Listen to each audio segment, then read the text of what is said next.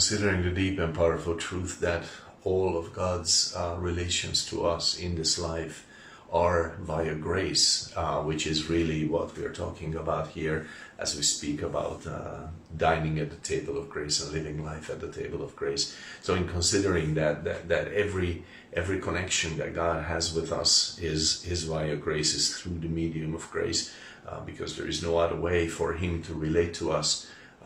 It is sometimes a challenge for the believer heart to say with conviction, yes, this is God's grace for me.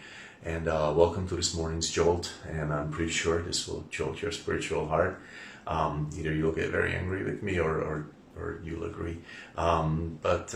So like something terrible happens, I don't know, you lose a loved one, or you know, failure, or things fall apart around you, or someone betrays you, and you know, I don't know, that your church turns out not to be as you expected, whatever. It can happen to all of us. But what does your heart say? Maybe you don't have to stand out on the street corner and say, yeah, the grace of God is with me. You don't have to pretend to feel great about it. But is your heart quietly agreeing with the truth that yes, all of God's dealings with me are by a grace? There's just no other way that he can relate to me. Job was shaken in that. He had a terrible trial, not of his faith, of his life, and his faith, of course, but really it was the trial of his life. And you know, in his heart, he was shaken in this truth. He was shaken in the reality of this truth that God is good and gracious to us, and all of his dealings are such towards us. And you know, as you read that book, you understand pretty soon why. And we can identify with that. But there is a picture in the New Testament, in the Gospels, that I love. In Mark 7, there is this woman, the Syrophoenician woman, who's basically a Greek, a pagan, someone who is not an Israelite. And Jesus came to serve the Israelites. Jesus came to serve the Jews. He has come to be their promised Messiah. And then this woman comes and, please do this for me, heal my daughter, you know, cast out this demon. And then Jesus says, you know, nah, I'm not interested. And I love the woman's attitude, because in her heart, she knows what God is like, and she is not going to be, you know, like deterred in any way, not just from this thing where she needs a healing, but she's not going to be deterred in any way from the truth that she knows God's heart. I don't know how she knew God's heart, but she knew God's heart very well. And she said, there is just no way I'm leaving here without what I want, because I know God's heart. I know he's gracious, and I know he's not my God, but I don't care, because I know what such as he is.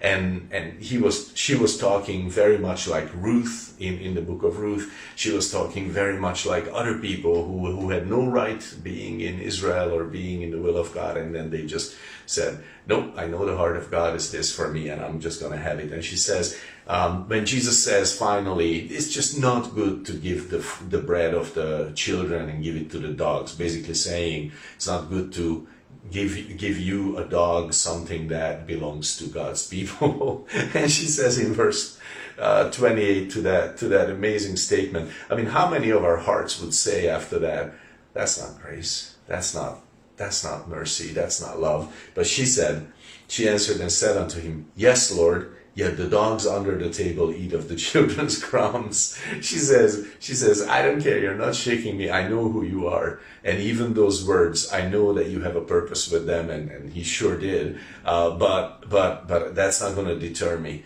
I know who you are, and I'm just going to have what you have for me. And see, that's so important for us when we are shaken in the belief that all that is happening to us is by the grace of God.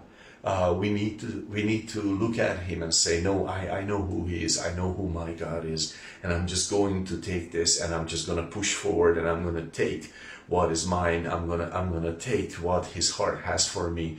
And I'm not going to let go of this reality that he is my gracious God, because if I let go of it, then I cannot take hold of what he has for me. Then I'm going to live in my bitterness and anger, and that's just how it's going to go, and I'm not going to have it that way.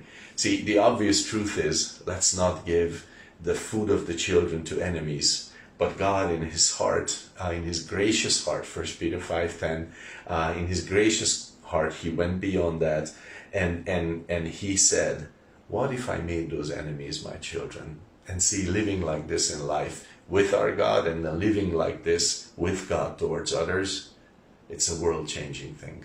God bless you.